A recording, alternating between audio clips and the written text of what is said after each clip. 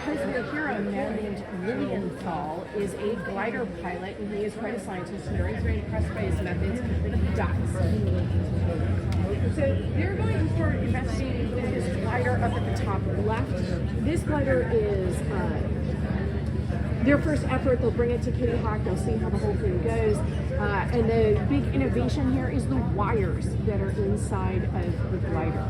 And so those wires will twist and turn the flexible wood and fabric on the glider, and that will allow them to manage the lift as they're investigating how aerodynamics are going to work.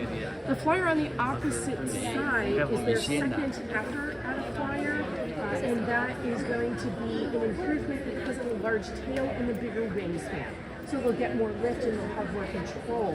By 1903, they're actually going to develop a heavier-than-air powered flying machine. So that's what's in front of us, the 1903 Flyer. It is a big innovation here. The engine inside, it's a 12-horsepower engine. You can see the influence of the bicycle shop and how they design the engine to tie into the propellers. Propellers are the second big innovation. No one had used propellers as an ignition before this point. So they will have to figure out what they know about propellers from naval research. That'll be the only way that they know anything about how propellers work. Once they get this to work in 1903, they get photos of the flight. They're all standing next to the plane on the beach in Kitty Hawk talking about what they did and how they might change it. And the flyer gets caught by a gust of wind, it flips over and it smashes into pieces. They'll bring it home in crates. They don't do anything more with it initially. They've already thought of new ideas and they're innovating every moment. But in 1911, the flyer will be affected by a flood in Dayton, Ohio, in their father's shed. They'll pull it out and they'll refurbish it. They'll use it for their own exhibitions as they go around teaching people about what they've learned about flight. And eventually they'll donate it to a museum in London on a loan for it to be displayed there. Why isn't it originally displayed at the Smithsonian? There is a dispute between the Wright brothers and the Smithsonian. The third secretary of the Smithsonian develops his own flying machine.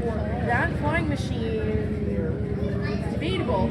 It doesn't really work. But the Smithsonian gives credit to their secretary who developed the first flying machine heavier than air rather than the Wright brothers. They just say that the launching mechanism essentially uses doesn't. So from that perspective, the Wright brothers don't want any of their belongings to be here at the Smithsonian if they can avoid it.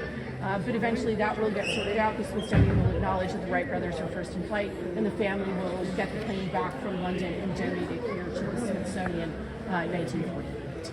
Folks, we'll pause here. I'm going to let you sort of walk around and catch the exhibits that might grab your eye, get a few photos. I'm going to meet you on the opposite side of the exhibit where it says International Aviation Tournament. Take about 5 minutes or so, and I'll just meet you on the other side. Thank you. Yeah.